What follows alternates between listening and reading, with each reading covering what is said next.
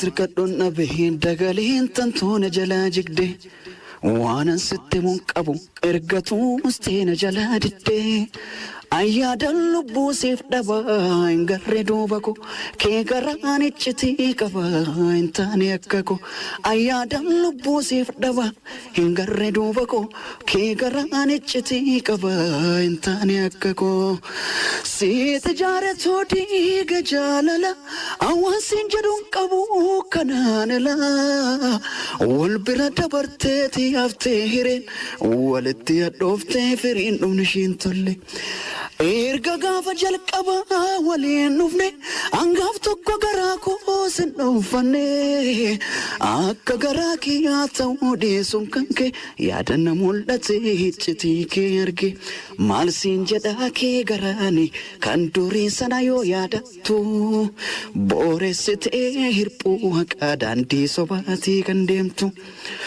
humnaan qabeetoo sin deebisu tiyya dubbiin jibbataate naafis rabbuuma beeka boolla qottee na awwaalte Nkasi walindeme kufee tafa fuula'ee karaachin fagaatu ammuma madigde ijaarta jaalaltitee tabban baatu. Yoo jira jirtu kabajamtoonni fi jaallatamtoonni Oromoon ishiin hundi keessan nagaa fi kabajaan keenya iddoo jirtanitti sina qabu sinin jecha warri toora YouTube channel kana faaratan immoo toora YouTube channel kana subscribe godha akkasumas immoo video kana like gochuudhaan nu jajjabeessaa sinin jenna jechuudha. Egaa wanti nuti isiniif qabannee artistii kabajamaa fi jaallatamaa kan ta'e artistii Keeyoon Naggasee wallee musa dureen isaa Edaa jedhu qabatee dhufeera jechuudha. Egaa Keeyoon Naggasee kana malees walleewwan viidiyoo kilippii garaagaraa hojjetaa tureera jechuudha. Egaa wallee inni kanaan dura hojjetee ittiin beekamu Jamareedha jechuudha. Innis toora YouTube irratti naannoo viyuu miliyoona 13 argatee jira jechuudha.